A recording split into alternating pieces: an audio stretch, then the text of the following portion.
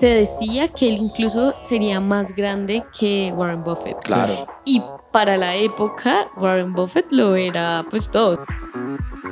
El arbitraje es una estrategia de trading que se basa en lo que sería cuando el mercado es ineficiente y es la disparidad de precios de un activo en diferentes mercados. El problema radica realmente es cuando ganas. Muchos traders retail e institucionales, cuando ganan, se creen los dueños del mundo. Y cuando se dieron cuenta de que había un inversor grande esperando un tema de poder salir en venta, le hicieron un short squeeze. ¿Eso qué significa? Que básicamente entre varios traders se comienzan a quitar las puntas y no le dejan vender y cada vez el precio sigue bajando más. Cuando fueron a pedirle básicamente cacao al presidente del Banco Central de Alemania, era porque se estaban quedando sin reservas. Dijeron, ya no vamos a aguantar más si usted sigue así. Por él y desde el fondo de él fue que empezó a comenzar todo el movimiento bajista de la libra, y eso a la larga afectó a mucha gente. O sea, después de ese día, Inglaterra entró prácticamente en recesión y duró como 5 años en crisis.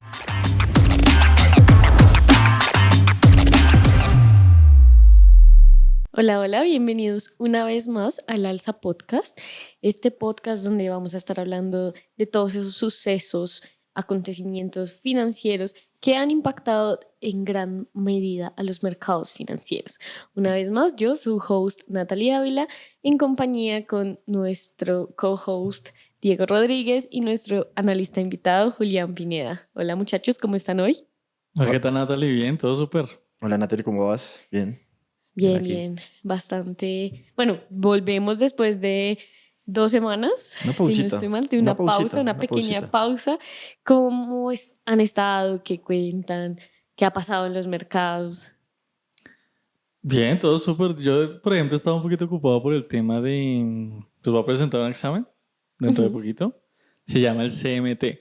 Entonces es como de análisis, es como un certificado mundial de análisis técnico. Entonces he estado ahí como estudiando y demás. Vamos a ver si nos va bien, que esperaría que sí.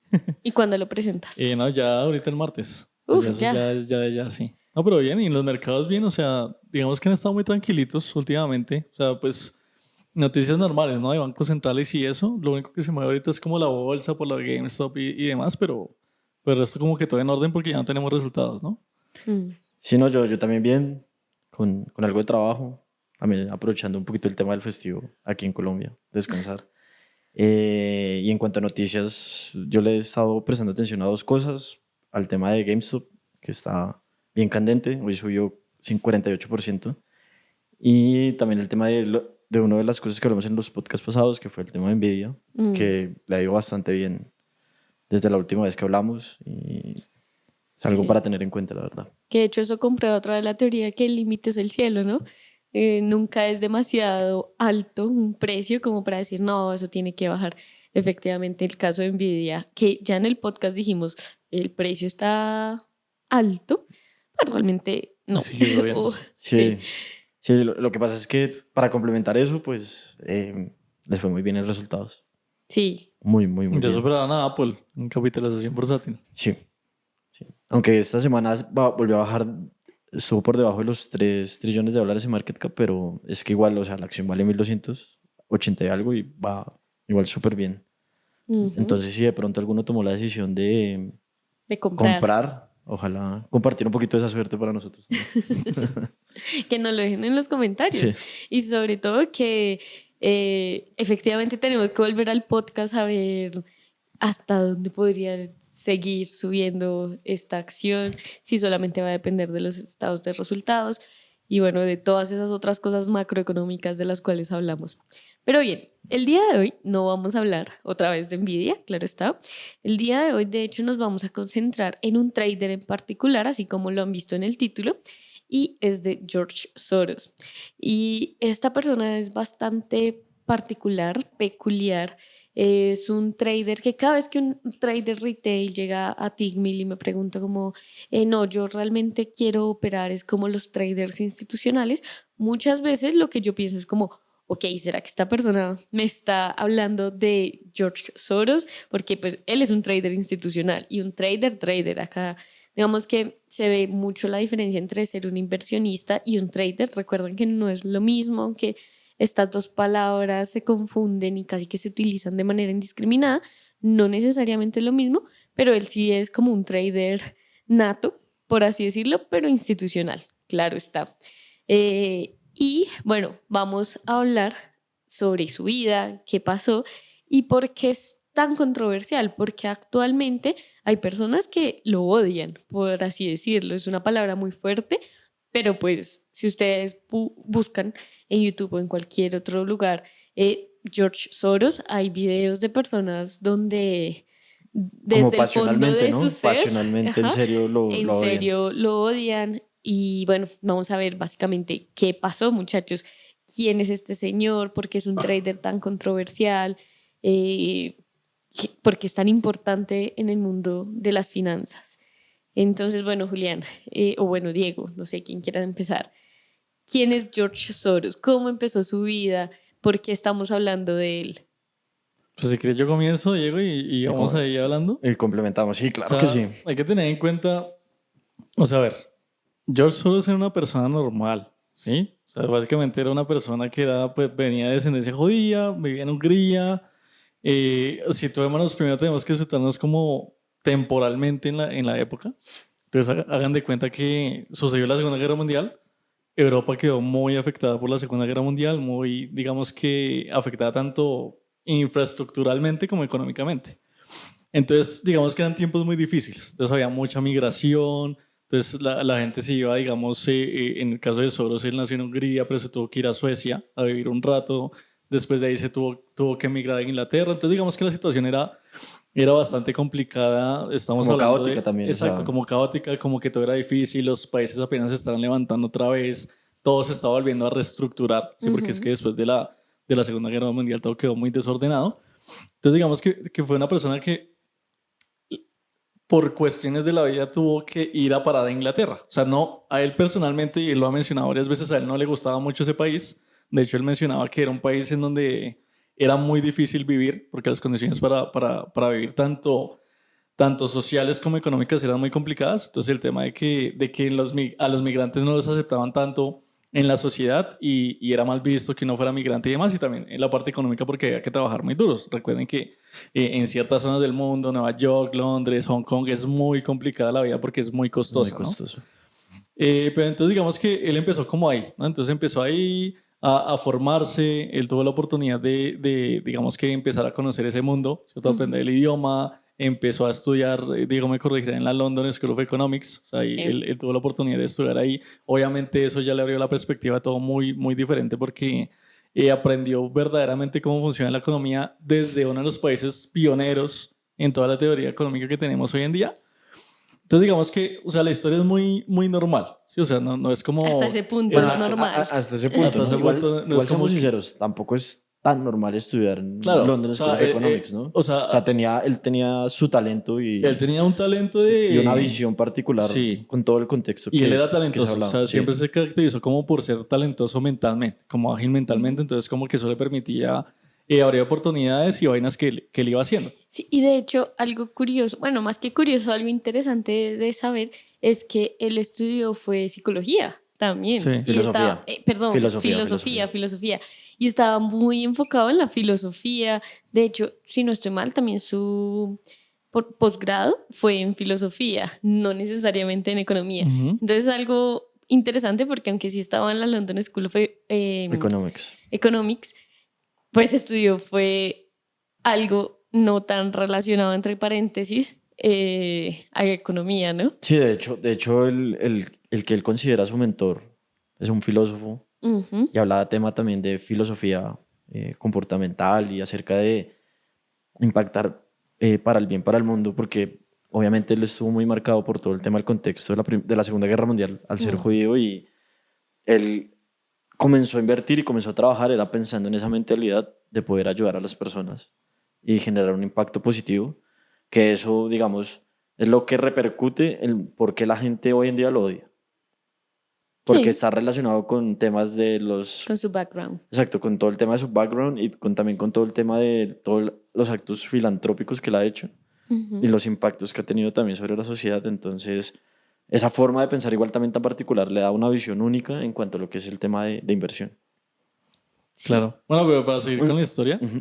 Entonces digamos que él empezó como a aventurarse, ¿no? Entonces tenía muchos trabajos, empezó como a tener contacto, o sea, para resumirlo, con el mundo financiero en Inglaterra, pero no le fue tan bien. ¿Sí? Entonces digamos que él tuvo sus trabajos, analista, o sea, fue experimentando mucho, no le fue tan bien, entonces dijo, no, vamos a tomarnos una nueva oportunidad, vamos a ir a Estados Unidos, y ahí duró un buen tiempo, o sea, bastantes años.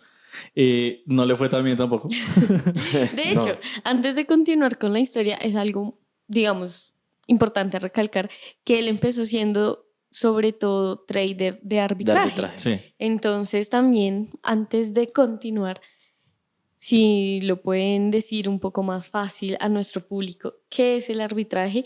Y precisamente por qué decimos que no le fue tan bien.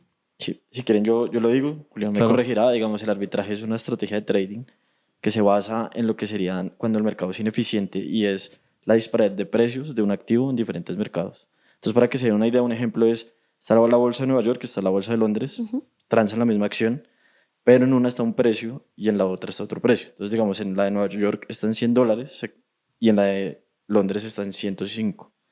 Entonces, ¿cuándo se hace arbitraje? Cuando yo la puedo comprar en Nueva York y la vendo inmediatamente en la de Londres y yo tengo una utilidad de $5 en ese caso. En la realidad, pues es un poquito más complejo porque está el tema de los costos transaccionales, entonces esos $5 me tienen que cubrir esa transacción por cada acción y por lo general se hacen en montos muy grandes, o sea, no es que se haga con una acción, sino piénsenlo ustedes que tiene que ser mínimo $1 millón o 10 millones de dólares para poder sacar una utilidad que sea atractiva en cuanto a estrategia de trading. Obviamente cualquier trader lo puede hacer, es una estrategia completamente válida, completamente legal, pero digamos que no es tan común porque es hablar de que el mercado es ineficiente. Y no, eso no es lo normal que pase en los mercados Y como también tal. el tema, digamos, una cosa que también le pasó a Soros y lo que pasa mucho con el arbitraje es que el arbitraje es muy complicado de replicar, porque También. uno necesita que se den unas condiciones muy particulares en el mercado para uno poder realizar el arbitraje. No es que todos los días nosotros veamos que hay mercados Disparidad. ineficientes Disparidad, y exacto. disparidad de precios porque no es tan sencillo. Y también lo que suele suceder es que ese tipo de, digamos, de diferencia en los precios suele ser muy rápido. Entonces, a veces, claro, una persona puede pensar, no, es que el arbitraje de pronto dura un día, no, tiende a durar a veces incluso milésimas de segundo. Milésimas, O sea, exacto. milésimas que en una bolsa está tal precio y en otra bolsa está tal precio. Entonces, esas milésimas se aprovechan para sacar rentabilidad. Se dice que es una estrategia con cero riesgo, lo cual digamos que tiene sentido porque tú es como si estuvieras creando dinero. Sí, eso. Sí. O sea, básicamente es como si creas dinero porque no te estás basando en nada y el mercado no se está basando en nada. Solo hay dos precios diferentes y ya. Pero lo interesante también se vuelve es que los que hacen arbitraje, las personas que hacen arbitraje, ayudan a que el mercado sea eficiente. Exacto. Porque ellos Son los que como que muestran que está esa ineficiencia y se Exacto. ajustan los precios a través Claro. de ellos mismos. Exacto. Si Gracias ellos, a ellos se tapa esa Se va brecha tapando. de los Exacto, si precios. ellos no explotaran la ineficiencia del mercado, ahí seguiría hasta que alguien llegue y la tape. Entonces, entre más rápido lo hagan, más eficiente se vuelve el mercado. Entonces, digamos que los arbitrajes no son del todo malos, ¿sí? Porque de pronto la gente dirá, no, pero es que ellos se aprovechan, están creando dinero de la nada. Pero teóricamente ellos ayudan a que el mercado sea eficiente. O sea, sí se toma como un actor del mercado que es necesario para que sea eficiente y para que no existan disparidades de precios y demás. Sí, de hecho, uno incluso puede considerar el high frequency trading como arbitraje. También. Porque Sí, es es una verdad. especie de arbitraje. Porque es como alguien tiene la intención de hacer una compra o una venta y le secuestran esa operación y le suben un poquito el precio. Pero es arbitraje porque el riesgo es cero. Claro. O sea, es lo mismo. Pero también hay un tema y es que, digamos, a Soros le pasaba mucho es que como eso es un tipo de trading complicado de hacer, cuando uno ya lo quiere hacer, digamos, para crear un fondo o algo, o ideas que él tenía en la cabeza en su momento que él quería como independizarse un poquito más, era muy complicado, ¿sí? Entonces era como, listo, yo puedo replicar esto y tratar de ganar dinero haciendo esto, pero el tema de volver este tipo de estrategia constante es muy complicado. Exacto. Y de pronto no puedo aprovechar tanto el Y mercado. por eso fue él tan inestable, de hecho, en esos primeros años. No duró tanto tiempo en muchos trabajos porque él no tenía un sistema que fuera replicable a largo plazo. O sea, no era una operación a largo plazo como tal. Claro, y de hecho hice este apunte sobre todo porque actualmente muchos traders que llegan a nosotros, a Tigmin, si quieren hacer, siempre preguntan, ¿puedo arbitrar? ¿Es posible? Quisiera tener una estrategia de arbitraje, pero ¿por qué también lo traje a colación? Porque, digamos, en la época de Soros, era incluso aún más factible que esto sucediera porque los mercados no estaban tan interconectados como ahora. Ujú. Realmente ahora que ocurra de una manera fácil, entre comillas, otra vez, arbitraje es mucho Es muy más difícil. difícil, es mucho más complicado, precisamente porque ahora ya todos los mercados están muy interconectados. Ahora, gracias a Internet y bueno, toda la configuración tecnológica, es casi que imposible arbitrar. No estoy diciendo que sea imposible, imposible, pero es casi que imposible, precisamente porque no es una estrategia que se pueda replicar fácilmente. Ya están los mercados interconectados, entonces sí, simplemente era algo como a traer a colación que me parece muy interesante de Soros.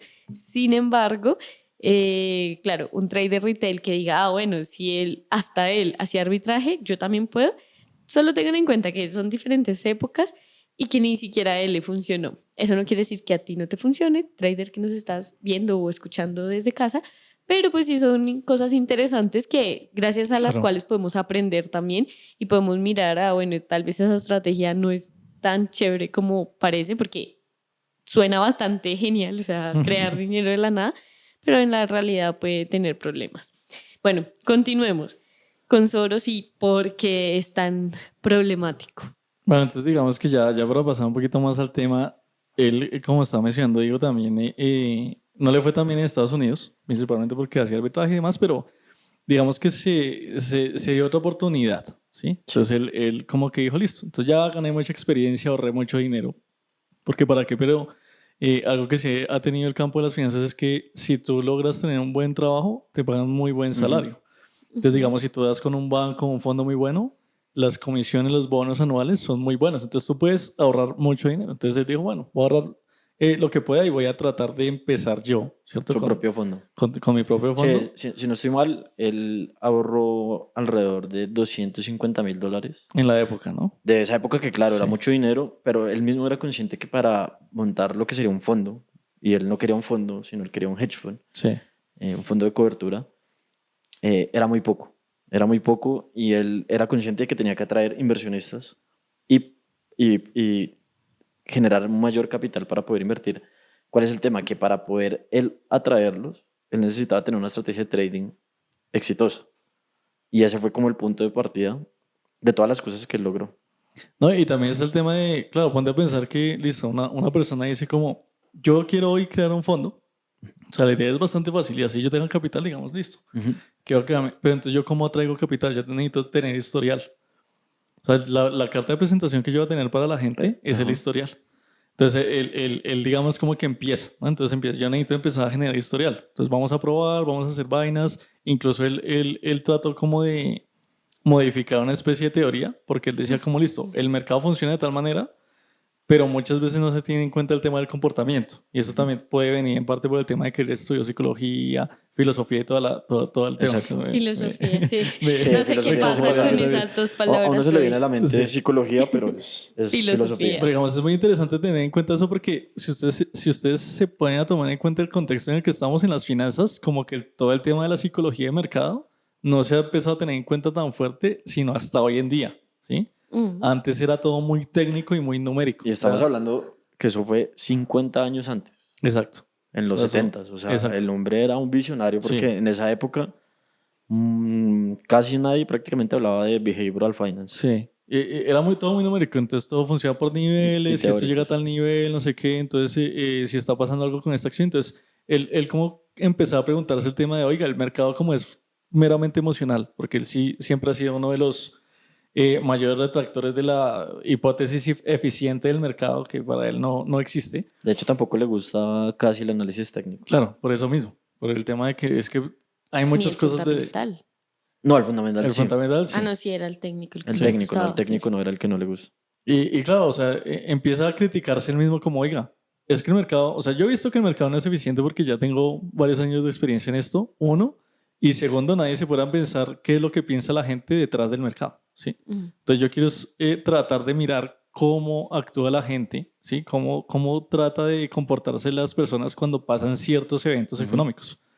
Ahí es donde ya le empieza a ir mejor, porque empieza como a unir todo, ¿no? Entonces Exacto. él empieza Ujú. a unir como De- todo lo que sabe de economía y demás, junto con el comportamiento, el estudio del comportamiento, y empieza como a irle mucho Sí, mejor. de hecho, él tiene una teoría muy chévere que es como su propio arbitraje, que es, él lo define en dos cosas. Está el precio real, entonces digamos es una gráfica así, y hay Ujú. otro que sería la expectativa, que eso también me va afectando el precio y es como si fuera otro precio. Entonces él comienza a analizar es cuál es la expectativa que tiene el mercado de un activo y cuál es la realidad y cómo esos dos están correlacionados. Entonces, ¿por qué me permite arbitraje? Porque se podría decir que el precio real no refleja el precio de la expectativa. Entonces, si Mm. yo compro o vendo y sé cuál va a ser el precio de esa expectativa, y pues digamos, voy a hacer arbitraje porque yo sé que va a llegar a eso, que es como intentar predecir, que obviamente en ese momento suena muy obvio porque todo el mundo va a decir, no, pero yo hago análisis técnico y se trata de eso, que va a llegar a ciertos niveles. Sí, pero estamos hablando que eso fue hace 50 años cuando no existía tanta teoría ni financiera ni económica sobre los mercados. Entonces él comenzó a ver eso, que era lo que decía Julián, comenzó a analizar mucho también el tema de ciclos económicos Mm. y no algo que él tenía como regla de oro es no puedo operar nunca contra tendencia. Si el mercado yo creo que va a subir, sube, si yo creo que el mercado va a bajar, baja, y eso no tiene nada que ver con el valor, porque él muchas veces, por ejemplo, preveía que iba a haber una crisis, pero él era consciente que antes de esa crisis igual habían periodos de crecimiento, él invertía en largo creyendo que había crisis y intentaba era tener el mejor timing a la hora de que hubiera una caída, de también ir con la caída, que él lo que quería era navegar la ola lo mejor posible. Sí, exacto. Y bueno, nos están saludando. Hola a todos los nuevos espectadores que tenemos aquí en Twitch. Y bueno, de hecho, algo también interesante a mencionar de Soros es que era bastante agresivo. Era un trader que no se dejaba, no dejaba que el miedo lo gobernara, por así decirlo, porque efectivamente todo lo que ellos están diciendo, todo lo que ellos están hablando, que tenía en cuenta comportamientos, que también su background en filosofía lo ayudó bastante en cuanto al comportamiento de las personas, él también estaba un poco, ¿cómo decirlo? Un poco, mejor dicho, él operaba y cuando creía que algo iba a bajar o a subir, lo hacía con todo. Y esto es algo fundamental para también entender qué pasa con Soros, ¿no? Porque recuerden, digamos, todos los traders que nos están viendo, las personas que quieren ser traders, en el campo de ya institucional existen ciertas medidas de manejo de riesgo que digamos los traders institucionales, perdón, los traders retail también deberían tener en cuenta un buen manejo de riesgo, que no superar ciertas pérdidas, etcétera, pero en el institucional es mucho más estricto. ¿Por qué? Porque pues, se maneja más dinero, hay más personas implicadas, es todo un banco, un hedge fund, o sea, toda una institución. Entonces, obviamente, pero él muchas veces esto no le importaba, ¿no? Entonces, ¿cuáles son esas historias donde pareciera como que a él no le importara el manejo de riesgo, donde uno podría decir, no, esta persona está loca, perdón la palabra, pero está loca, pero precisamente también por su gran conocimiento, uno decía, bueno, no tanto. Si quiere, yo cuente lo de Short Squeeze. Ah, bueno, no, pues si quieren cuento, yo sigo la historia, o sea, Sí. hagámoslo, sigamos la historia de él. Él monta su hedge fund, Ujú, comienza a hacer esa estrategia, comienza a atraer gente. En 1900, más o menos en 1974 ya tiene como 6 millones de dólares ujú, manejándolo en ese hedge fund y ahí comienza como la historia. Él cada año va teniendo rentabilidades altísimas, 60, 70, 80%. 3 años tuvo 100%. Y en esa primera década, básicamente él tuvo una rentabilidad de 3000% en total. mm. Entonces, el valor del fondo, el prestigio que él tenía, el reconocimiento ya era muy grande. O sea, era el segundo hedge fund más grande del mundo en ese momento. Sí, de hecho, en 1986, si no estoy mal, llegó a ser el hedge fund más Sí, importante del del mundo. mundo. Exacto. Es Entonces, algo absurdo, estamos es loco. hablando de alguien que tiene una visión loquísima del mercado, porque, digamos, normalmente lo que se busca es superar lo que sería el Standard Poor's por 4 o 5%, que ya es altísimo, pero él le ganaba por 30, 40% al año, entonces O sea, era una locura. el benchmark El era el benchmark, estándar, pues bueno, en ese entonces de pronto el FTSE porque estaba en Inglaterra, él lo superaba por muchísimo claro, porcentaje. 40%, cuarenta O por sea, ciento era literalmente como si tuviera una cuenta muy pequeña. Claro, entonces era lo que decía Natalie, o sea, él era muy arriesgado y hacía cosas que son difíciles porque, por ejemplo, él en un trade podía arriesgar el 40 o 50% de el AOM, que es el total de dinero que él administra, Y entonces, claro, uno dice, no, pues si yo soy un retail y tengo una cuenta de $100, pues si pierdo 50 me duele, pero es un riesgo que va a No tomar. tanto. Pero imagínense ustedes estar administrando y tener la responsabilidad de responder ante mucha gente y de pronto en un trade perder $500 millones. Claro, Eso no es gravísimo. algo para todo el mundo. De hecho, los fondos mutuos por eso no lo hacen. Los mismos bancos muchas veces no lo hacen directamente porque son riesgos muy altos y es difícil, pero obviamente la idea, la gracia de un hedge fund es también estar sometido a eso y por eso generar más rentabilidad.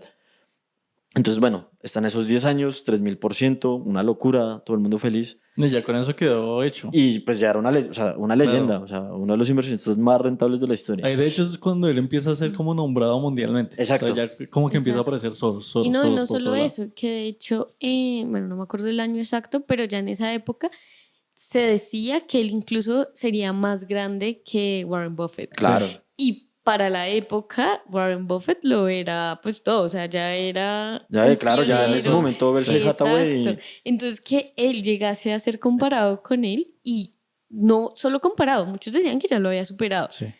Era en verdad algo sin precedentes, pero precisamente también en esa época pasaron cositas que después, bueno, cambió Exacto. un poco la percepción de él. Pero pues sí es importante tener en cuenta que él ya empezó a ser muy famoso.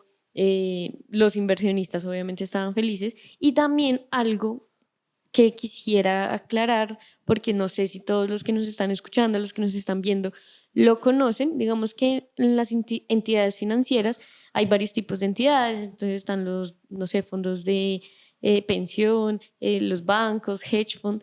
Los hedge fund, por lo general, son los que más riesgo pueden llegar a tener. Obviamente ha cambiado bastante desde esa época, pero sí son los considerados que, digamos, si tú quieres tener rentabilidades más altas, obviamente a mayor riesgo, esa es la entidad donde deberías ir, ¿no? Obviamente no estoy hablando de tú haciendo trading propio, sino pues que otras personas manejen tu dinero. Aún así, para la época, su hedge fund se volaba todas esas estadísticas. Era mucho más arriesgado que cualquier otro, bueno, o que la gran mayoría, incluso para esa época donde las regulaciones, digamos que eran menos estrictas que actualmente. Entonces ahí también para que las personas medio entiendan el por qué es tan importante que él abriese un hedge fund y también revisar ese manejo de riesgo y también que tengan en cuenta que pues sí, o sea, era arriesgado, pero pues efectivamente sí ganaba, pero también perdía, ¿no? claro. De hecho, hablando de que también perdía, sigo la parte de mi historia. Ujú. Entonces, bueno, llega a lo que sería 1984, si no estoy mal, y él va, o sea, él comienza a predecir, porque como estamos hablando también, miraba el tema de ciclos económicos y predice que va a haber una crisis. Pero, como mencioné anteriormente, igual él decía que antes de que llegara la crisis, él igual podía invertir en largo y aprovechar esos últimos momentos de crecimiento para ya después con la caída comenzar a operar el tema de la caída. Lo que pasa es que él se equivocó y él abrió unos futuros de Standard Poor's a un precio, creyendo que el Standard Poor's iba a seguir creciendo. Obviamente también él se apalancó porque era su forma de operar, como hemos hablado, era muy agresivo. Y al día, lo abre un viernes y bueno, va abriendo varias operaciones, pero la última grande fue un viernes y el lunes abre gapeado el Standard Poor's 200 puntos abajo Mm. y eso ya era una señal de que tenía que cerrar. Él al ser como tan arriesgado no quería cerrar, siguió esperando un poco y cuando se dieron cuenta de que había un inversor grande esperando un tema de poder salir en venta, le hicieron un short squeeze. ¿Eso qué significa? Que básicamente entre varios traders se comienzan a quitar las puntas y no le dejan vender y cada vez el precio sigue bajando más. Y él, o sea, lo que pasa es que va modificando las órdenes buscando un precio más abajo para, para vender las posiciones que él tiene en largo y no se las compran. Y Ujú. entonces él las tiene que seguir bajando porque él tiene la necesidad ya de salir, porque está teniendo un capital muy alto y él no se puede aguantar un movimiento porque está apalancado. Él básicamente en ese momento, si yo no estoy mal, creo que quería salir en 2100 puntos y terminó saliendo en 1850 puntos. Entonces tuvo una pérdida directa de $80 millones solo en ese día. De hecho, cuando él cierra la operación, el movimiento se devuelve todo, porque efectivamente se cumplió el short squeeze y ya nadie estaba interesado. Y el tema negativo después de eso fue que él perdió la mitad del capital que tenía bajo su administración. Mm. No lo perdió operando, sino la gente ya no confiaba en él, porque era la primera vez que perdía. Mm. Y fue un tema de, no se trata también de la primera vez que perdía, sino de la primera vez y cometió un error grave por un tema de ego, por un tema de no, o sea, primero de creer que él podía medir, o sea, predecir milimétricamente las crisis y no era así. Y pues él no quiso cerrar la operación porque le advirtió un analista antes que la cerrara apenas abriera el mercado y él no quiso. Entonces él habló después en entrevistas y decía que fue un golpe para su ego, pero que eso también lo hizo crecer como trader, porque Ujú. la disciplina es mucho más importante que uno creerse que porque, o sea, un trader que lleva 10 años ganando, ustedes podrán pensar el ego que tenía ese señor y que había generado rentabilidades que nadie más había generado, manejando cientos de millones de dólares, o sea, él tenía el ego por acá y fue Claro. un golpe muy duro para él, pero eso de hecho lo hizo ser un trader mucho mejor y mucho más consistente también a largo plazo. De hecho, esa historia es bastante importante también tenerla en cuenta sobre quién es esta persona, pero también a todos los traders nos Exacto. ayuda, precisamente porque algo malo del trading es que el problema radica realmente es cuando ganas. Muchos traders retail e institucionales, cuando ganan, se creen los dueños del mundo. Soros incluso llegó a considerarse un dios, Ujú. él mismo se consideraba un dios. Y aunque parezca algo chistoso en un principio, realmente es algo que nos afecta a todos. Siempre que ustedes estén operando y les vaya bien, ya se van a creer lo mejor, van a creer que su estrategia es la mejor y algo muy particular es que incluso pueden llegar a tener más riesgo precisamente porque, pues, si ustedes siempre están bien, ustedes ya son muy buenos traders, pero fíjense que incluso un trader institucional, un trader que estaba, digamos, pasó por una educación financiera, efectivamente también puede llegar a perder. Y eso es algo fundamental para los traders, incluso él con su background en filosofía, en behavioral finance, etcétera, también perdió. Claro. Y la gran mayoría de personas, de hecho, digamos los traders retail, ante eso es lo que les pasa y es por eso que las estadísticas son tan malas en cuanto al trading. Digamos, el 70% de los traders pierden su dinero al operar. La gran mayoría de personas que ingresan a los mercados una vez pierden, no vuelven a operar porque les pasa lo mismo que Soros. Lo que pasa es que Soros después siguió, pero digamos muchos traders retail pues no siguen, ¿no? Así sea con su cuenta de $100, si la pierden toda, pues ya después dicen, no, o sea, ¿para qué voy a Desisten. llegar a perder mi dinero? Pero lo importante también, digamos, hay cosas buenas de perder. Lo importante es como que ustedes aprendan por qué perdieron.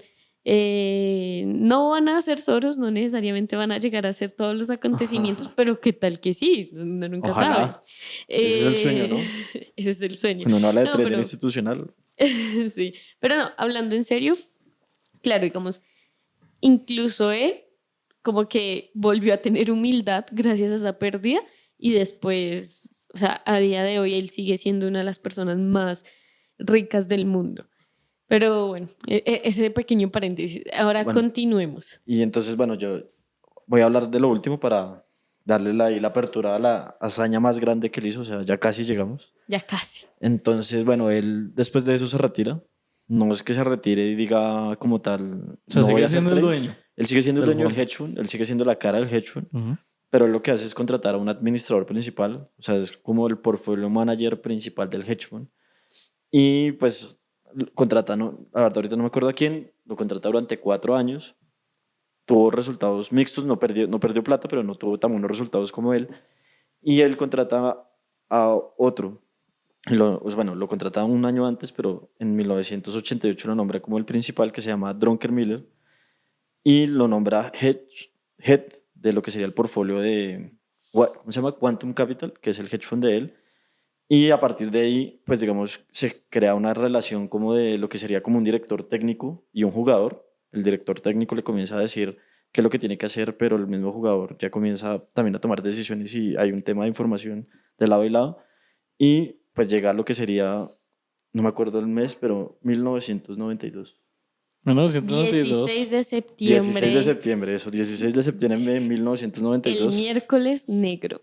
Pero digamos, pongamos un poquito de contexto antes de eso. Pero, Sí, sí, sí, entonces sí, ahora sí. nos vamos a volver y les voy a hablar O sea, aquí, Julián. hay un poquito de contexto antes de eso porque listo, Soros, o sea, vamos a hablar del caso particular de Soros, pero hay que tener en cuenta, entonces vamos a ubicar en Inglaterra, ¿cierto? Ujú. Entonces Inglaterra, pues Europa, bueno, Europa, como lo mencioné al Europa, ¿no? principio, después de la Segunda Guerra, todo muy desordenado, todo muy caótico y demás, entonces hay un punto, ¿sí?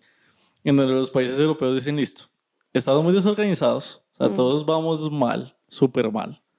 Entonces tenemos que empezar a crear algo que nos empiece a ayudar. Entonces empezó el primer tratado económico, ¿cierto? Entre los países europeos. Después de esto siguió ya más el tratado monetario. Vamos a tratar de llevar la misma, digamos que política en cuanto al manejo de nuestras monedas, ¿sí? Tratado de Roma. El Tratado de Roma y se crea como una especie de bandas en el mercado. Entonces cada país tiene sus bandas. Entonces Alemania tiene sus bandas, Italia tiene sus bandas, España, etcétera, etcétera. El único que no había entrado hasta ese momento era Inglaterra. Entonces todos los países digamos que se ligaron a una política de bandas en su moneda para presentar estabilidad. Inglaterra, ¿por qué no lo hizo en su momento? Estamos hablando 79. en el 79, sí. Inglaterra no lo hizo en ese momento cuando todos los países lo empezaron a hacer porque la libra esterlina estaba muy alta. Sí, era Entonces, mucho más como costoso. estaba tan valorizada la libra esterlina, pues digamos que para ellos era malo el trato, ¿sí? Pero entonces ahí viene después el problema. Exactamente. Porque entonces, Que todo lo que sube tiene que bajar. exacto, En pero algún momento. Nada es eterno en el mundo. en un primer momento ellos no aceptan el trato. Listo. Empiezan a pasar los años, la situación económica se vuelve complicada porque si tú ven, si ustedes en los 80s en Europa estaba pasando algo con los commodities, estaba pasando algo en Japón, o sea, había una crisis del petróleo, ¿sí? Habían precios muy caros del petróleo, de la energía en general, entonces todo se estaba volviendo muy caro y la inflación empezó a aumentarse. Entonces toda la inflación empieza a aumentarse en todo el territorio. Entonces, claro, Inglaterra ahí ya la ve complicada. O sea, ya nos estamos acercando por encima de los 80, empiezan a pasar los años, inflación, empiezan a pasar cosas. Y llegamos más o menos a los 90. Entonces ahí Inglaterra dice, oiga, hay un problema, porque nos empezó a crecer mucho la inflación. Entonces tenemos dos caminos a tomar. Entonces, un camino es, nos metemos ya a subir la tasa de interés del país y la economía se va al carajo. O nos podemos unir a nuestros compatriotas, compañeros europeos, con la política que están llevando con Los la moneda, amiguis. con la economía y demás, y eso nos puede ayudar a bajar la presión inflacionaria que tenemos en el país. Entonces, hasta ese momento, digamos que se empezaron a plantear la decisión y demás, y decidieron optar por lo segundo. Entonces dijeron, listo, vamos a entrar ya Sí. después de casi 10 años, ahora sí, vamos a entrar a ser parte del ERM, no sé si estoy mal. Sí, era el Por sus programa siglas en inglés. Exacto, que el programa que crearon para que todas las monedas funcionaran. Exchange rate. Sí, Algo. o sea, era como la tasa que tenían que tener las monedas en general de los países para que estuvieran al mismo nivel. O sea, más o menos fueron como los principios del euro. Fue un básicamente. pre-euro. Ajá, Exacto, sí. un pre-euro, pero todavía no habían eliminado las monedas. Entonces, listo, Inglaterra entra ahí y dice, listo, aquí fue. Pero entonces, claro, cuando empieza a pasar eso, ya todo el mundo se empieza a hablar como listo. Inglaterra, que ha tenido una moneda muy fuerte hasta el momento, si va a entrar a controlar la moneda, pues ahí pueden empezar a pasar problemas. Porque Inglaterra había mantenido una moneda muy fuerte libre. Entonces el mercado mismo lo estaba manteniendo fuerte porque era libre a diferencia de todas las otras que ya estaban controladas.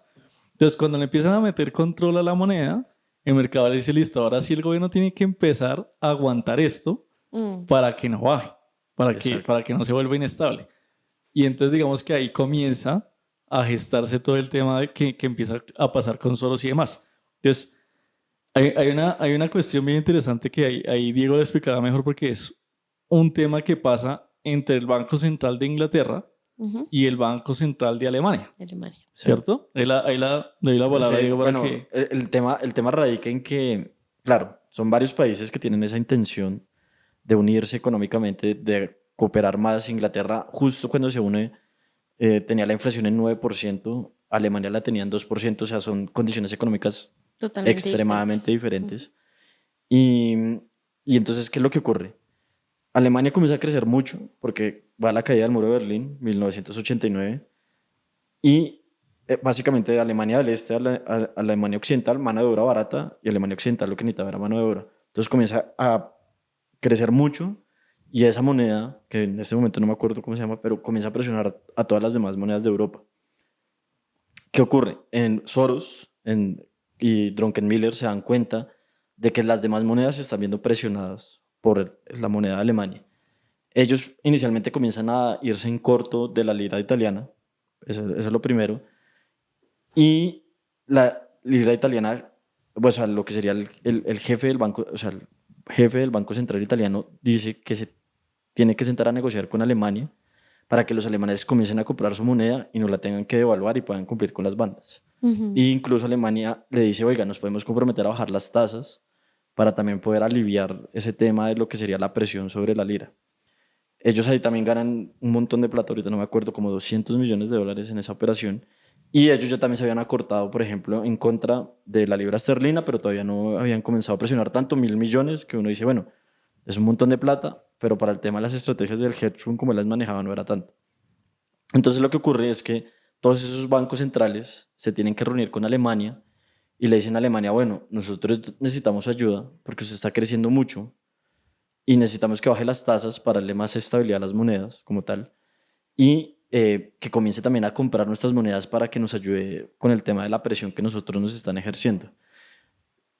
Según lo que se cuenta, o sea, esto no es 100% El verídico, el chismecito. chismecito es al gerente del Banco Central alemán lo trataron muy mal. O sea, lo trataron como un bobo, porque pues Que obviamente no servía para que no nada. servía para nada, porque ustedes piensen que en el contexto de la segunda, de lo que fue la Europa Segunda Guerra Mundial, Alemania estuvo dividida.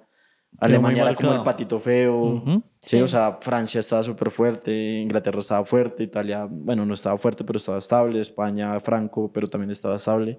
Entonces como que estaba ese tema de, lo trataron mal, o sea, de hecho lo trataron mal y todo el mundo creyó que iba, o sea, como que le iba a ir a hacer allá caso.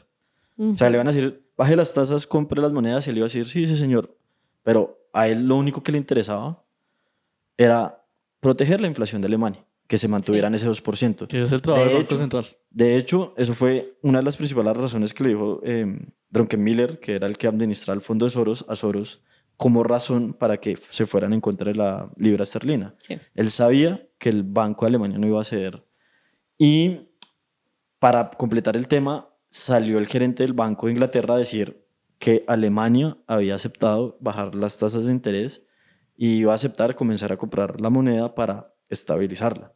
Y en ningún momento pasó eso y eso, pues, o sea, yo sé que eso es chistoso, pero le dio mucha rabia al gerente del Banco de Alemania y básicamente hizo que se cortaran lo que serían las relaciones un poco entre ellos y eso hizo que en la semana siguiente que fue en esa semana Bueno, antes de del eso, miércoles negro. antes de que comience ¿Qué? con eso, Antes de hay llegar que tener en al cuenta, punto. o sea, ¿por qué es tan importante lo del Banco Central de Alemania? Porque en ese entonces Europa no funciona como ahorita. Europa tiene muchísimas reservas en moneda extranjera. En ese entonces no tenían tantas reservas. Entonces, para mantener las bandas tenían que gastar dinero prácticamente que no tenían Ujú. para tratar de mantener las monedas en esos En niveles esos para niveles. mantener la asociación de países. O si no, si llegaban a incumplir la regla, el comité europeo lo sacaba de Ujú. lo que en ese momento hubiera sido en la zona euro que conocemos hoy en día. Entonces, digamos que era muy complicado mantener eso a punta de reservas. O sea, era muy complicado porque ya estaban gastando. O sea, ya cuando fueron a pedirle básicamente cacao al presidente del Banco Central de Alemania, era porque se estaban quedando sin reservas. Dijeron, Exacto. ya no vamos a aguantar más si usted sigue así. O sea, y Mm. si quiere que esto funcione, tiene que empezar a bajar la tasa de interés, o si no, todos nos vamos a totear y esto no va a funcionar y vamos a salir todos. O sea, ese es como el contexto. O sea, porque uno dice, Exacto. no, los países pues tienen reservas, en ese momento no, porque están muy afectados por todo lo que hemos mencionado de La posguerra guerra. mundial, Ujú. mucha inflación, se pusieron a poner bandas, entonces todo era muy complicado económicamente. Y desde ahí ya los traders, no solamente Soros, sino ya otro tipo de hedge Muchos funds y hechos. demás, empezaron a ver cómo seguramente los países no van a aguantar esta política que se están autoimponiendo ellos mismos. Entonces Mm. ya se empezaron a leer como de pronto aquí podemos estar haciendo algo aunque no estamos seguros, pero pues, se puede estar cocinando algo grande. Una ¿Sí? Exacto, crisis, una Exacto. eso caída. es como el preaccidente. Exacto. Entonces, pues la historia continúa que, bueno, va el martes, lo que sería el tema del martes antes del día de miércoles negro, y Soros asiste a una conferencia en persona pues, del Banco de Alemania, del presidente del Banco de Alemania, en donde se ve y él mismo dice que no sabía por qué se estaban dando esas comunicaciones, si él no se había comprometido a nada, que lo estaban analizando obviamente, pero que él como tal todavía no se había llegado a una negociación. Soros al ver esa reunión habla con Druckenmiller y le dice, o sea, yo acabo de ver esto, seguramente el Banco de Inglaterra no va a aguantar, sentémonos los dos para mirar cuántos dólares tienen ellos en reservas o cuánto es el equivalente a dólares que tienen en reservas y acortémonos. Como yo les expliqué, ellos tenían una posición de $1.000 millones. Se apalancaron 10 veces y llegaron a 10.000 millones.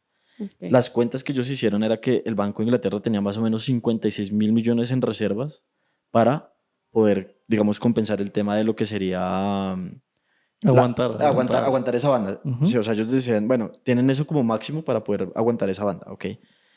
Al día siguiente, ellos también lo hablaron con otros hedge funds y coordinaron y dijeron, miren, si nosotros comenzamos a hacer presión entre varios, para el Banco de Inglaterra va a ser muy difícil, porque el Banco de Alemania no va a intervenir. Aspecto importante de tener en cuenta, todo el mundo siempre cree que fue Soros solo, pero no, fue Soros con su fondo, más otros fondos que tenía de amigos. Lo que pasa es que nació fue entre Soros y Druckenmiller como la cabeza visible. La iniciativa. Sí, o sea, nació la iniciativa y dijeron como, oiga, vengan, que aquí puede estar surgiendo una oportunidad bastante interesante que podemos aprovechar. De hecho, mucha gente dice que el verdadero genio es Druckenmiller, que era el que estaba gestionando el fondo porque él realmente fue el que vio la oportunidad. Sino que él mismo también en una entrevista dijo que sí, o sea, que él se lo había proponido a Soros, pero Soros, por ejemplo, fue el que le dio la idea de lo que estoy hablando, de ese día, apalanquémonos 10 veces. Porque Druckenmiller lo que le dijo fue que eso, digamos, eso es un tema de concepto de inversión y de trading en general, es si usted va a tomar una posición grande y larga, o sea, tómela a lo largo del tiempo, no tiene que comprarlo todo ese mismo día. Claro. Porque es mejor ir poniendo de a pedacito, de a pedacito, de a pedacito, de a pedacito. Soros fue el que le dijo, no, 10.000 millones hoy. Todo o nada. Todo o nada, porque como hemos hablado, esa era la filosofía de él. Exactamente. De hecho, Druckenmiller dijo... Ya todo ya se conecta, ¿no? Sí, exacto. Druckenmiller dijo, si no hubiera sido por Soros, él no lo hubiera hecho así, porque pues también le daba miedo, o sea, no era la forma de operar. Y Soros fue el que lo presionó. Pero entonces es importante tener en cuenta con eso, o sea, piensen que en esa época, oye, eventualmente 10.000 millones de libras era mucho más que lo que significan 10.000 millones de libras ahorita. Y si ustedes son un trader de otro fondo o de otro banco y ven que se ponen a punta de 10.000 millones de libras, pues uno dice, el mercado se va a totear, ¿sí? Entonces, eso también generó como... Exacto, o sea, aparte, toda una bola de nieve. Exacto, aparte, digamos, de los fondos amigos que él tenía, otras personas que estaban viendo esa información también dijeron como, eso está peligroso, yo no quiero estar comprando libras. Y también ayudó, o sea, esa agresividad de Soros también ayudó a que el sentimiento del mercado se fuera bajista mucho más rápido de lo que esperaba Inglaterra. ¿Sí? Claro, efectivamente a la final fue un efecto dominó, donde él ya era famoso, él ya era agresivo, siempre lo fue, y claro, comenzar a ver que estaba tan fuerte en corto en la libra, pues efectivamente comenzó a generar que otros también, aparte de sus amigos, otros también estuvieran en corto o al menos no estuvieran en largo en la libra, claro. Porque eso también es importante, ¿no? Que también muchas personas simplemente pues se salieron. No estar. O estar en corto o no estar. Entonces sí. Y ya hemos llegado como al punto de la historia de por qué a Soros se le conoce como la persona que quebró el Banco de Inglaterra. Entonces Diego, continúa. Claro, entonces básicamente ese miércoles ya está esa posición súper fuerte en contra.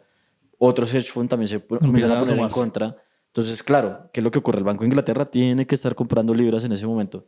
Que sí, que los otros terceros no quieren comprar, no ayuda, pero el que sí o sí tiene que comprar el Banco de Inglaterra. Porque tenían que soportar la política o si no lo sacaban del ERM de Europa. Entonces, piensen ustedes que, por ejemplo, el tema del costo de un futuro en divisas está relacionado con la tasa de interés anual de la moneda. ¿Qué hizo el Banco de Inglaterra más o menos como a las 10:30 de la mañana? Decir, vamos a subir la tasa del 10 al 12% anual. Como un intento de ahuyentar a esas personas que se estaban acortando, porque era mucho dinero. O sea, estamos hablando que el 12% de 10.000 millones son 1.200 millones de dólares en costo. Es demasiado alto para que un solo trader, un solo fondo lo asuma. Entonces era como una especie de, los voy a intentar asustar. Más o menos a eso de las 3 de la tarde intentan hacer otra subida, 3%, quedan 15% en total. No tiene efecto. A la noche, más o menos 7 de la noche, sale lo que sería el primer ministro y el presidente del Banco de Inglaterra y dicen, bueno, hemos tomado una decisión con la reciente presión de la libra esterlina, vamos a tomar la decisión de salirnos del ERM y vamos a subir la tasa para controlar la inflación. Y pues van a también a comenzar a imprimir libras por el tema de que, o sea, tras de que tenía la inflación muy alta, económicamente estaba muy mal, entonces tenían que tomar un montón de decisiones económicas que no iban en pro a la Unión Europea. Y pues como ya no va a haber bandas, al día siguiente abre lo que sería el horario europeo, obviamente especialmente en Londres, y la libra esterlina cae 15%. Solo ese día. Al Banco Central de Inglaterra le costó ese día mantener esa tasa durante solo ese día 3.5 billones, bueno, 3.5 mil millones de libras. Por eso es que ellos se dieron cuenta, ellos tenían 52 millones, solo hubieran podido aguantar un mes a lo mucho. Y perdiendo todas las reservas que han tenido que acumular a lo largo de muchos años. Y básicamente, pues pasó eso y solo se hizo un trade con una ganancia de $1.000 millones en un día. Exacto. Y por eso es que se conoce como el que quebró al Banco de Inglaterra. Y que de hecho, según la historia, entonces básicamente también por culpa de él, bueno, voy a exagerarlo un poco, pero por culpa de él Inglaterra no tuvo euro. Más o menos, Básicamente. es que más o menos ese es como el ya cuando se creó el euro, como Inglaterra nunca estuvo ahí, nunca cumplió las condiciones, por eso fue que la libra nunca hizo parte de ese programa. Exactamente. O sea, todo más o menos se relaciona en parte. Obviamente hay temas políticos y demás, Sí, pero... sí, porque uno podría decir, claro, es culpa de Soros, pero realmente la culpa de Inglaterra es, bueno, ¿y usted por qué no se unió en 1979? Claro. Cuando su moneda era fuerte. O sea, exacto. Claro. Sí, o sea, Entonces, digamos que fue un conjunto de muchas cosas porque uno siempre se preguntaba, bueno, Inglaterra, ¿por qué nunca tuvo euro? Más o menos por muchas de las cosas que hemos mencionado acá, de que la moneda era muy fuerte, no se querían unir, se unieron, no cumplían las condiciones, les tocó salirse, entonces como que nunca estuvieron ahí, mientras que todo el resto pues ya llevaban 20 años ahí. Sí. Entonces fue más fácil. claro. Pero, o sea, fue el trade de su vida, fue el trade El del soñado siglo, de sí. cualquier trader de decir 1.000 millones en una sola operación. Obviamente estaba arriesgando un porcentaje bastante importante de lo que era su fondo. Si llegaba a pasar el movimiento contrario, seguramente se quebraba, pero pues él sabía que desde un tema fundamental no iba a pasar, porque no había cómo soportar eso. Y la presión, yo me imagino que ustedes lo sabrán, la presión cada día iba a ser peor, porque Claro. cada día más gente se iba a cortar. Sí. No, y además, imagínate tú viendo el comportamiento, como el día que está pasando todo, el banco, o sea, tú empiezas a ver el comportamiento desesperado del Banco de Inglaterra. Claro. Como voy a subir el 12. No, ahora voy a subir al 15. 15. Entonces, claro, el mercado ya empieza a ver, está desesperado el Banco Estaba Central. desesperado. Entonces, Un banco central, exacto. ¿qué tanto puede aguantar el Banco Central si está tan desesperado? Entonces, seguramente al siguiente día, si ellos seguían en la misma, pues la gente se iba a cortar más porque ya se habían olido que el sentimiento del Banco Central era de mucho miedo, ¿sí? Entonces hubiera sido incluso mucho peor si hubieran seguido subiendo la tasa y demás, tratando de ahuyentar a la gente porque estaban haciendo era lo contrario. Claro. Y otra pregunta es, bueno, ¿y por qué Alemania no los hubiera podido ayudar en los días siguientes? Por lo que les conté de la lira italiana. Claro. Ya estaba comprometido a ayudar. Era Italia. No podía ayudar a otro país como tal. Sí, exacto. Bueno, pues ya estamos llegando un poco al fin de esta sesión de hoy, Ok. de este podcast. Pero pues sí, efectivamente esta y otras razones más, porque pues Soros continúa vivo. Sí. Él todavía no ha muerto, ya tiene bastantes años, pero él todavía sigue vivo y es problemático en todos los sentidos, o bueno, al menos no necesariamente problemático, pero sí llama la atención el señor Soros. Pero por esta razón, en Inglaterra prácticamente lo detestan, lo Claro. odian de manera pasional, visceral. Muchas personas lo odian. Y es que lo ha hecho con otras monedas también. Sí. Exacto, fue con el yen, bueno, con muchas monedas. A él le encanta operar las monedas. De hecho, es un trader de divisas institucional, pero trader de divisas. Y efectivamente lo traemos a colación precisamente, es también como por eso, ¿no? Como sus fallos, su mejor trade, este trade. Pero también para que las personas se den cuenta que todo tiene un costo. En este caso no fue un costo monetario para él, pero sí, o sea, esta persona casi que no puede pisar Inglaterra, por así decirlo. No, pues, porque viene también el tema ético, porque, o sea, ponte a pensar que por él y desde el fondo de él fue que empezó a comenzar todo el movimiento bajista de la libra y eso a la larga afectó a mucha gente. O sea, después de ese día, Inglaterra entró prácticamente en recesión y duró como 5 crisis. años en crisis. Obviamente mucha gente perdió el empleo, mucha gente los ahorros que tenían ya no les alcanzaba para comprar tantas cosas y demás en el resto de Europa. Entonces, él, o sea, se podría decir que él sí afectó a muchos ingleses, a muchos, a No, demasiados. Sí. y es que era lo que les decía yo a ustedes, o sea, la inflación ya estaba en 9%, Claro. el crecimiento del PIB, no me acuerdo en cuánto estaba, pero estaba muy por debajo del objetivo, o sea, Inglaterra ya estaba mal. Sí. Sí. Entonces, eso Y fue que lo último. tu moneda en un día caiga 15% de más de eso, o sea, es la Catastrófico. tormenta perfecta. Sí, de hecho eso es algo muy importante a tener en cuenta. Recuerden, traders de divisas sobre todo, que no sé si ustedes dicen 15%, eso no es tanto, eso es muchísimo. Las monedas, digamos que las monedas estables, las principales, no se mueven más de un 2% al día. No, y ni siquiera. Ni Sí, o siquiera sea, un 2% es Eso es eso es altísimo. muchísimo. Ujú. Menos Pero que sea Venezuela. en el peor momento las monedas se moverían un 2%. Claro. Se pierde, un trader retail pierde es por el apalancamiento. Pero digamos, si no estuviesen apalancados, si siempre operaran uno a uno, se van a dar cuenta que de hecho el mercado de divisas es aburrido, por así decirlo, porque casi no se mueve.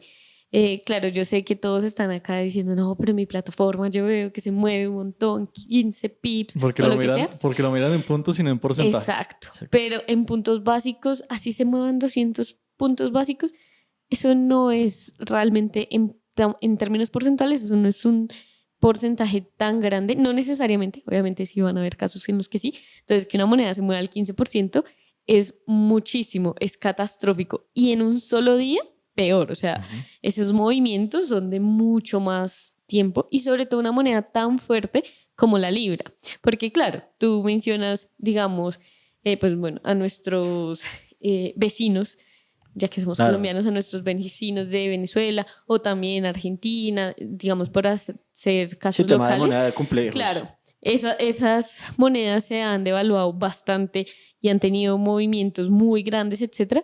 Pero también hay que analizar como ese contexto. Somos igualmente acá en Latinoamérica, somos monedas exóticas, entonces es más probable Sí, que sí. las monedas exóticas se muevan más, pero que una moneda fuerte como el dólar, la libra esterlina, el yen se mueva de esa manera es algo casi que sin precedentes, es algo que no sucede pues tantas veces en el No. tiempo en la historia. Es que yo, por ejemplo, lo podría resumir en una idea para que ustedes se dieran cuenta qué tan poco común es. Es como si Inglaterra para el resto del mundo valiera 15% menos. Literal.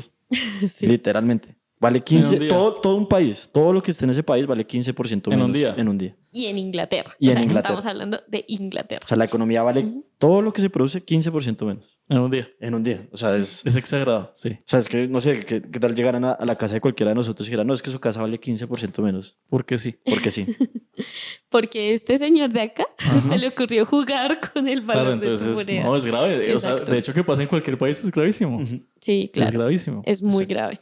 Y bueno, no solo eso, también hay que tener en cuenta que, como lo dijeron al principio, él era judío, después por temas de la guerra, etcétera, fue católico, por así decirlo, porque no es como que tal si se hubiese convertido, pero a la vez sí, precisamente para que no fuesen llevados a los campos, bueno, por todo este contexto de guerra, etcétera.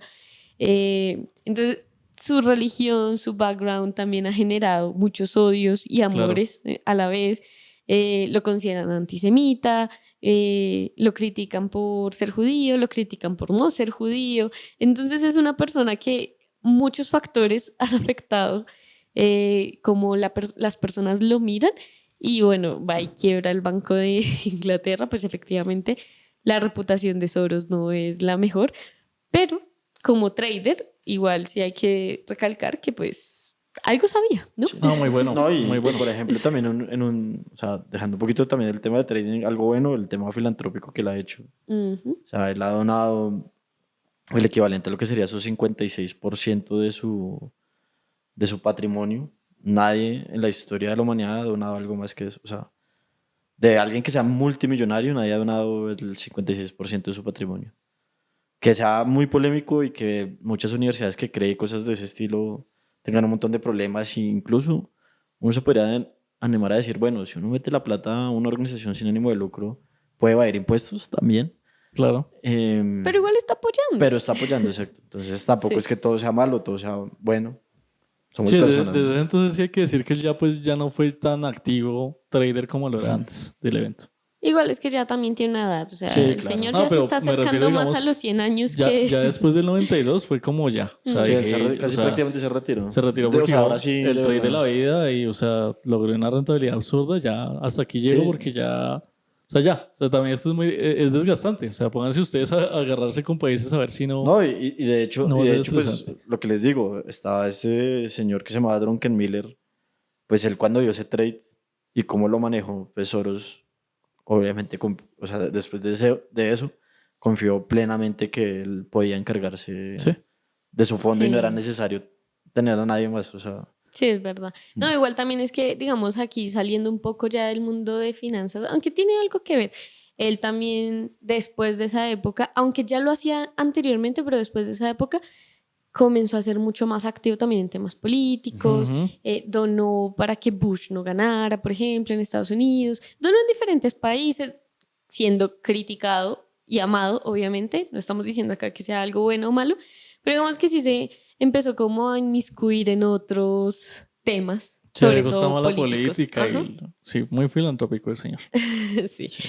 pero bueno, muchísimas gracias a Julián, a Diego. Hemos llegado al final de este podcast, aunque tenemos una pregunta de uno de nuestros espectadores que no tiene que ver con el tema de hoy, pero es ¿Válida? interesante, porque nos preguntan qué es lo que más operamos y por qué sí me parece interesante, porque hemos hablado aquí de diferentes mercados en este, bueno, no en este podcast, pero en otros podcasts, y a futuro hablaremos de diferentes mercados. Y nosotros tres, como profesionales en finanzas, siempre decimos, y es algo que todos ustedes deberían tener en cuenta, no existe un mercado mejor que el otro, no existe un activo mejor que el otro, realmente depende mucho de cada uno de ustedes. Por ejemplo, cuando yo operaba, como ahora pues gerente regional de TICMIL, no puedo operar de una manera tan abierta precisamente por mi posición, pero cuando yo operaba me encantaban las monedas. Pero eso no quiere decir que las monedas sean mejor o peor, simplemente para que lo tengan en cuenta. ¿Por qué operaba monedas? Me gustaban, eran más fáciles de operar según yo.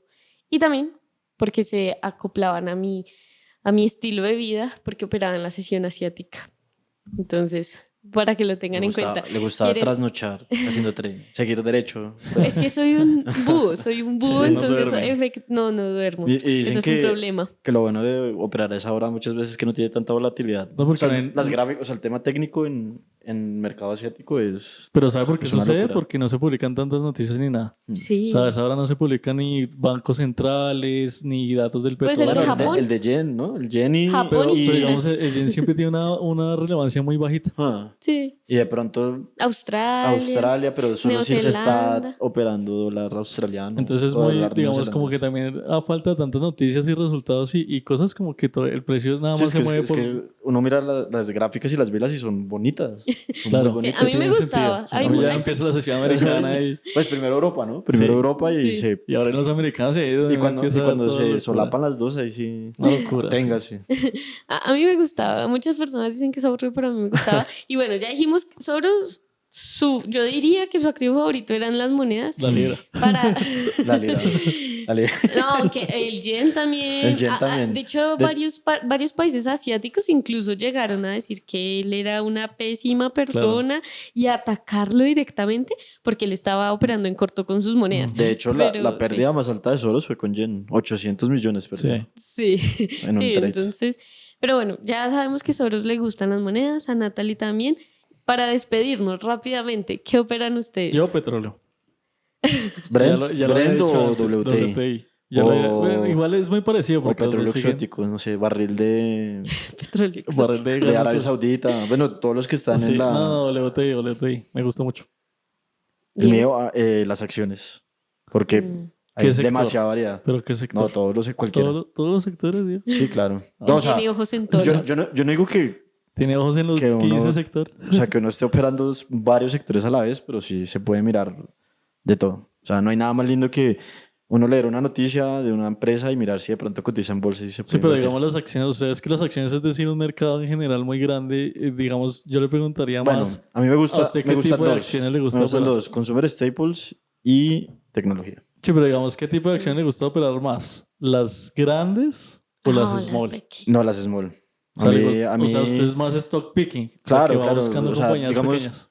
O sea, por ejemplo, hablemos de Nvidia. Yo digo, es una buena inversión y no sabemos cuál sea el potencial. Pues que ya es costoso. Pero ya está muy costosa, ¿no? Claro. En cambio, por allá habrá una joyita de una acción que valga $3. Pero de pronto alguien Y que está puede ser haciendo el futuro. motos eléctricas o algo. Sí. Sí. Yo Súper. todavía me acuerdo de SodaStream. Nunca voy a Sí, olvidar. muy buena, por ejemplo, Nunca la voy a olvidar. una de mis secciones favoritas fue Roku.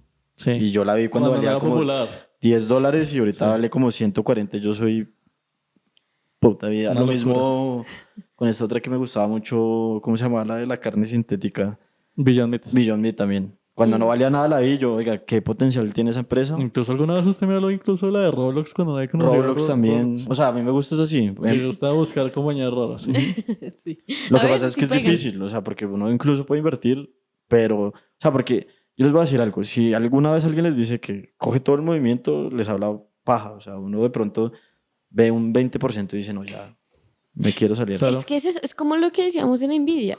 Esa acción ya había subido mucho y aunque yo estaba totalmente a favor de que iba a seguir subiendo, yo no hubiese comprado en ese momento. Porque- Porque soy miedosa. O sea, y es también porque... está el tema de que no es la mejor idea uno comprar en máximos históricos. Exacto. Exacto. Eso No es- es la mejor idea. Pero claro, uno después se da cuenta que ese no era el máximo histórico, sino que Claro. ahora tal vez sí está en el máximo histórico, pero pues eso lo ve ahora Sí, uno, exacto. eso no se ve anteriormente. Pero bueno, esperamos haberte respondido tu pregunta y bueno, ahora sí, hemos llegado al final de este podcast. No, un gustazo. Un Un gusto. gusto. No, yo chicos, espero estar que, con que ustedes. les haya gustado la historia de, Sí, ya de- se sabe de la historia de George uno de los Soros. traders más Soros. famosos y exitosos de la historia. Aparte que es un trader, acá no estamos hablando de un inversionista, fondo. sino de un trader, Sí, especulador trader puro. nato, especulador de monedas. O sea, es una persona que realmente se puede aprender mucho de ella. No necesariamente se va a operar igual, porque igual él tenía muchos recursos, bueno, es institucional, Chicos, pero sí hay muchas cosas que como trader retail sí se pueden llegar a aprender, así sea la parte de la humildad, como de tener los pies sobre la tierra, como decimos coloquialmente. Y bueno, no siendo más, también los invitamos a nuestros próximos podcasts. Recuerden, todos los martes y jueves estaremos aquí en vivo. En la próxima semana estaremos hablando del 2008. ¿Qué pasó en el 2008? Cualquier pregunta que ustedes tengan, igual también nos la pueden dejar aquí en nuestras redes sociales de TIC1000 Español. Y vamos a estar en serio hablando de esta gran crisis que a pesar de que, bueno, todavía inspira películas y siento que es algo muy importante en el mundo de finanzas, pero no siempre se entiende exactamente qué sucedió. Entonces vamos a tratar de hacerlo de una manera muy sencilla, olvidándonos un poco de esos temas Porque tan es muy técnico, técnicos. es muy técnico. Ajá, ¿Qué? de esos temas 2008? técnicos. El 2008 sí, sí. es O sea, súper Porque el técnico. derivado. toca deshacerlo Big Short Ujú. style. Divertido porque sí. Sí, y Sí. bueno, muchísimas gracias por estar presentes. Nos vemos en una próxima oportunidad. Chao, chicos. Hasta luego, no, como Gracias. siempre un placer. Nos vemos. Hasta la próxima. Chao, chao.